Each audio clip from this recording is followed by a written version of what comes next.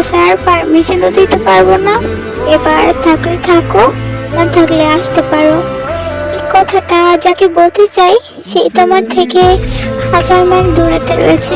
সে কখনো এই কথাগুলো অনুভবই করবে না, কখনো তার কাছে এই কথাগুলো পৌঁছাবেই না।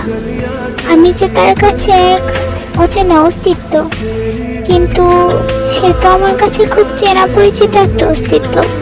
তাকে যে আমি কখনোই ভুলতে পারবো না। সে আমার মনের এক কোণে রয়ে যাবে সারা জীবন। আমি তাকে যতদিন বেঁচে আছি ততদিন ভালোবেসে যাব।